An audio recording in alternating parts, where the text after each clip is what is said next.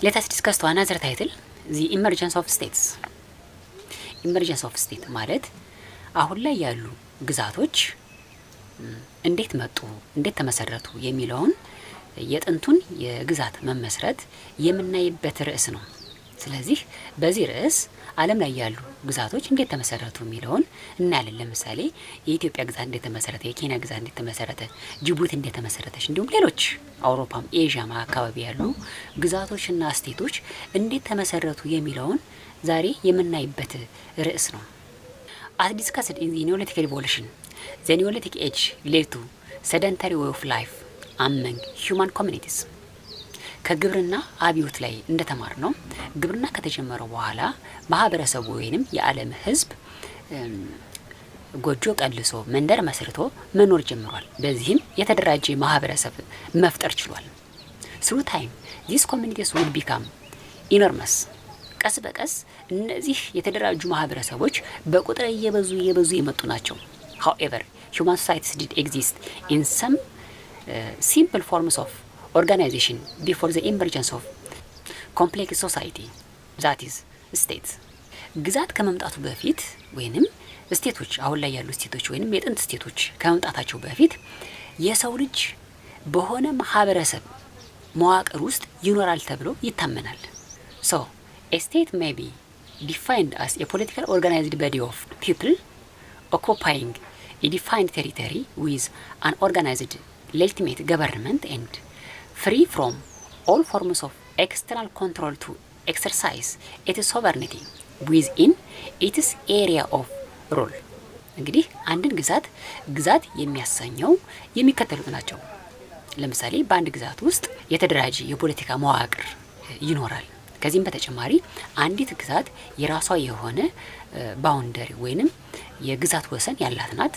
ከዚህም በተጨማሪ በዚህ ግዛት ውስጥ ያለውን ህዝብ የሚያስተዳድር መንግስት ወይንም የህዝብ አስተዳደር ያላት ናት። ከዚህም በተጨማሪ አንዲት ግዛት ከውጭ ተጽዕኖ ነፃ ሆና የምትኖር ሉዓላዊት መሆን ይኖርባታል። ግዛት ለመባል ማለት ነው። It must be noted that a state differs from a kingdom and an empire. For a state to exist, it must have the following features. These are population, territory, government, sovereignty and recognition. እንግዲህ ቅድም እንዳልነው ነው አንዲት ግዛት የሚያሰኙት የሚከተሉት መስፈርቶች ናቸው። በአንዲት ግዛት ውስጥ ህዝብ ሊኖር ይገባል፣ ፖፑሌሽን ማለት ነው። ከዚህም በተጨማሪ ይቺ ግዛት የራሷ የሆነ ቴሪቶሪ ወይንም ወሰን ሊኖራት ይገባል፣ የግዛት ወሰን ማለት ነው። በዚህ ግዛት ውስጥ የሚገኝን ህዝብ የሚያስተዳድር መንግስት ሊኖራት ይገባል። ከዚህም በተጨማሪ አንዲት ግዛት ለመሆኗ ሉዓላዊ መሆን አለባት ወይንም ሶቨርኒቲዋ የተጠበቀ መሆን አለበት። እንዲሁም አንዲት ግዛት ለመባል ሌሎች ግዛቶች ግዛት ናት ብለው ሊቀበሏት ይገባል ወይንም ሪኮግኒሽን ልታገኝ ይገባል። Regarding the emergence of states, scholars put forward different theories. የጥንቶቹ ስቴቶች እንዴት መጡ የሚለውን ለማወቅ የተለያዩ ምሁራኖች የተለያዩ ጽንሰ ሐሳቦችን ይሰጣሉ ወይንም ያነሳሉ። ከነዚህ ጽንሰ ሐሳቦች መካከል የሚከተሉት የሚጠቀሱት ናቸው። One of these theories is related to religion. ከነዚህ ጽንሰ ሐሳቦች መካከል ሃይማኖትን መሰረት አድርጎ ግዛቶች መጡ የሚል ጽንሰ ሐሳብ ነው። ስለዚህ እንዴት ሃይማኖት ግዛትን አመጣ የሚለውን ቀጥለን እናያለን ማለት ነው። As religion developed, priests appeared in early societies. እንግዲህ early human being began the concept of religion when they were lived in the cave. የጥንት ማህበረሰብ ወይንም ህዝብ ሃይማኖትን የጀመረው በዋሻዎች እየኖረ ነው። እንግዲህ ሃይማኖቱ እያደገ ሲመጣ በሃይማኖቱን የሚያስተዳድሩ የሃይማኖት አባቶች መጡ ነው የሚለው። These priests began to play central roles in administrative shuffles of society. እነዚህ የሃይማኖት አባቶች በማስተዳደሩ ስራ ላይ ቅድሚያውን እየያዙ ወይንም ግንባር ቀደም እየሆኑ መጡ ነው የሚለው። Such early states were known as theoretic states. They were ruled by priests. በዚህ ሃይማኖት መሰረት አድርገው የመጡ ግዛቶች ቴዎሬቲክ ስቴትስ ተብለው ይጠራሉ። የሚመሩትም በሃይማኖት አባቶች ነው። እንግዲህ ሃይማኖቱ እያደገ ሲመጣ የሃይማኖት አባቶች መጡ። እንግዲህ የሃይማኖት አባቶች ደግሞ ነጋጠባ ወደ ሃይማኖቱ ቦታ ህዝቡ ሲመጣ ምን ያደርጋሉ? ምክርን ይሰጣሉ።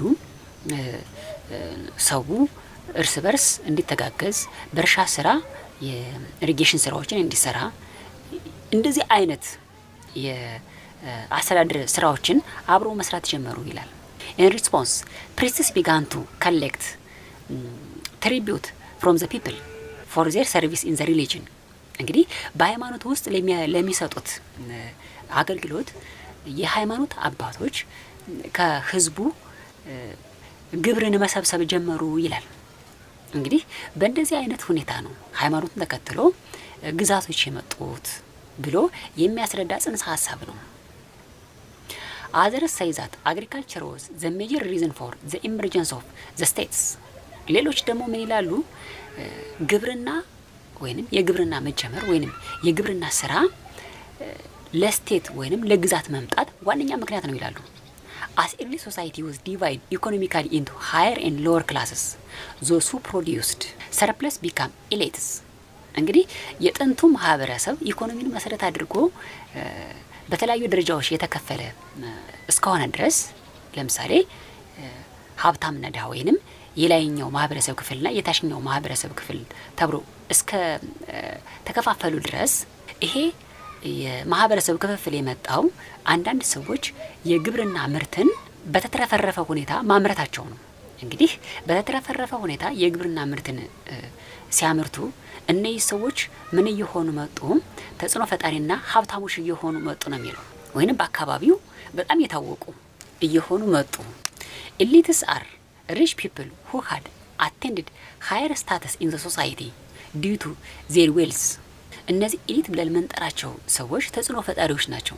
ተጽዕኖ እንዲፈጥሩ በአካባቢው ያደረጋቸው ወይንም በማህበረሰቡ ላይ በአንድ ማህበረሰብ ላይ ተጽዕኖ ፈጣሪ እንዲሆኑ ያደረጋቸው ሀብታቸው ነው። As a result, they would have control over others, thus leading to the emergence of the states.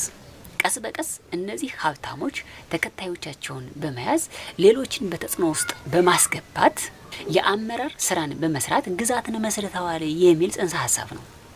Others insist that control over trade and trade routes were the principal reason for the emergence of the states. ሌሎች ደግሞ ምን ይላሉ? የንግድና የንግድ መስመሮችን የመቆጣጠር እንቅስቃሴ ግዛት ለመመስረት ዋነኛ ምክንያት ነው ይላሉ። As a result, village chiefs who controlled the trade gradually replaced priests with the emergence of markets.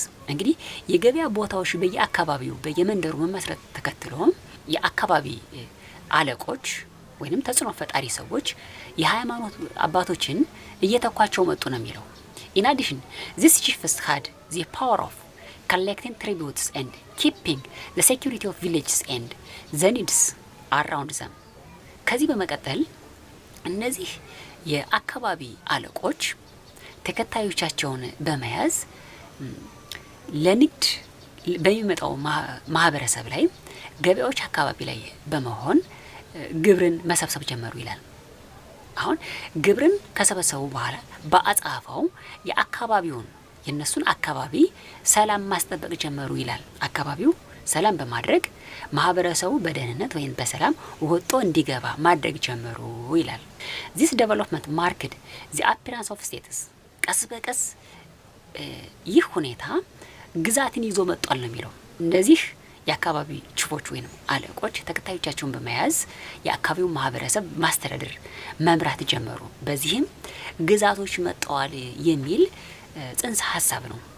War or conflict might also have occurred when small villages combined to establish states under powerful local chiefs by force. ከዚህም በኋላ ትንንሽ መንደሮችን ለመጠቅለል በሚደረግ እንቅስቃሴ ጦርነቶች ነበሩ ነው የሚለው።